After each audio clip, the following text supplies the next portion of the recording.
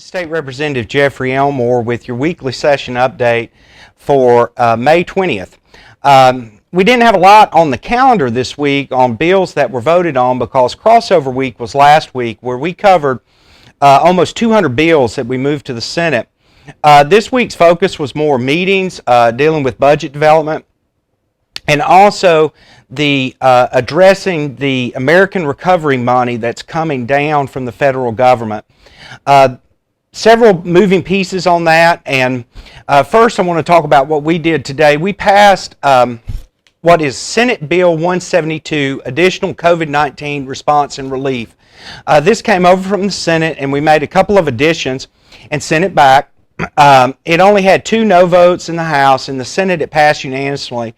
So in just a matter of hours, this bill is now on the governor's desk.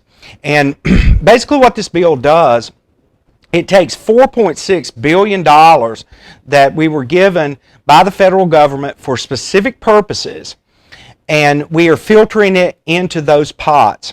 And it varies what the pots are for. Some of it is for the HOPE program, which is rental assistance. Others pots go to non-public schools. That's a direct appropriation that the federal government dictated. It also releases the money that the local school systems would be receiving directly from the federal government. We're just a pass-through. So you can think about this money as coming down and we're passing it through. There's still over $5 billion that is left that we have discretion at the state level on how we're going to spend it, and I'll talk a little bit more about that in a minute. But let me talk to you a little bit about the pass-through money and how it affects us directly at the local level. After the vote, and once the governor signs this, I'll give you the stats here for Alexander County. The county itself will be receiving $7,283,353 in this act in federal money that they can use to react to COVID needs, which is very, very broad. This can be from equipment upgrades, facility upgrades, all sorts of things that they could do with the money. The town of Taylorsville, the town itself will be receiving $631,806, and then Alexander County Schools will be receiving $8,186 in funding. Now for Wilkes County government will be receiving $13,268,000. The town of North Wilkesboro will be receiving $1,229,000. The town of Wilkesboro will be receiving $1,010,000, so slightly over $1 million. And then Wilkes County Schools will be receiving $23,737 in federal relief money in reaction to COVID. The decision on how this money has to be spent at the local level has to take place by 2024, the end of that year. But the actual expenditure itself, meaning the bills paid on what you committed to, do not have to be paid till 2026. So this is a major influx of money from the federal government into local level governments, and that was released through us today. And once the governor signs it, it will be in the hands of these local governments so they can start their planning on what they're going to use and how they're going to use these additional funds. So lots of money that's come down. Now, on that same note, I told you there was about $5 billion left that's at state discretion.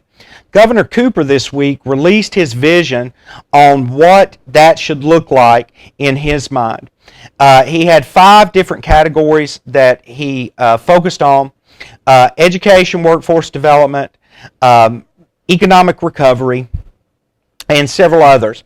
One piece that really stuck out that there's a lot of talk at the local level about that I wanted to explain in more detail was a line item that said motorsports, events, and venues.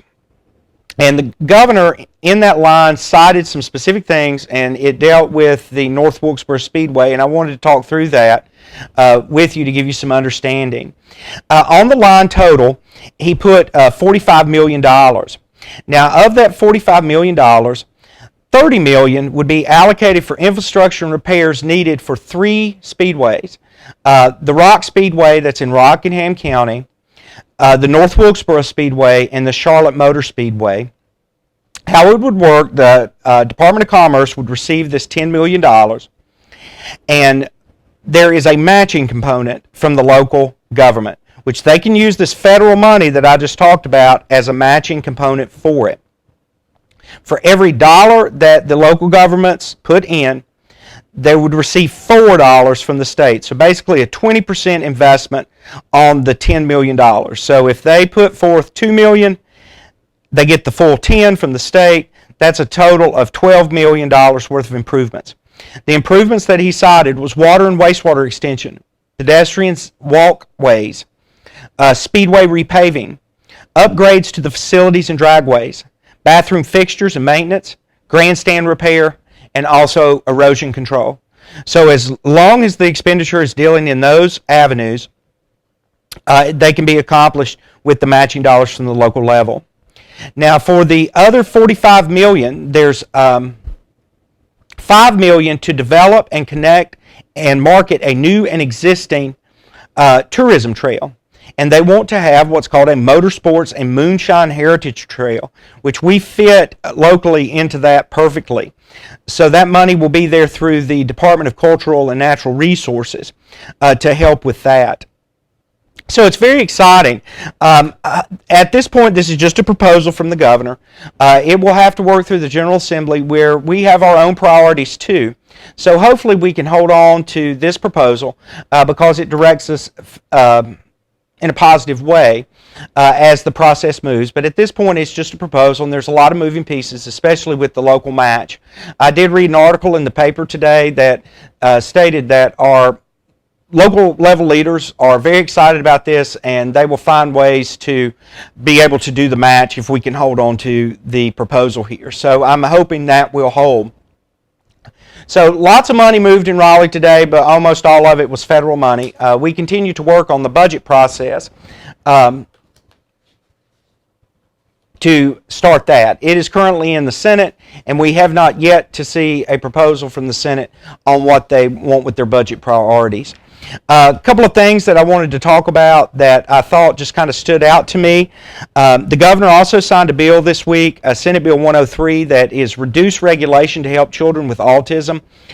This will really help parents with children with autism because there's some regulatory barriers that they can't get the services that they need. This lifts those regulatory barriers so they can have better access to services. So that's good, and Governor Cooper signed that, and there was a bill signing at the beginning of the week. I was excited about that. And also last week, we passed HB 324, ensuring dignity and non-discrimination in schools. Basically, this is saying that you cannot talk in a discriminatory manner or put things in a discriminatory context when you are teaching, especially history. I think this bill hits the problems with critical race theory right in the middle of the problem with that concept, and we were excited to see that move, and there's been some press on that in the past few days. It's sitting in the Senate right now. Hopefully we can see movement on that bill as we try to work this out with the curriculum changes that were done by the Democrat-controlled state board. That's the update for the week. Again, next week will be more budget development. You'll see a few bills moving next week dealing with broadband. So talk to you more next week.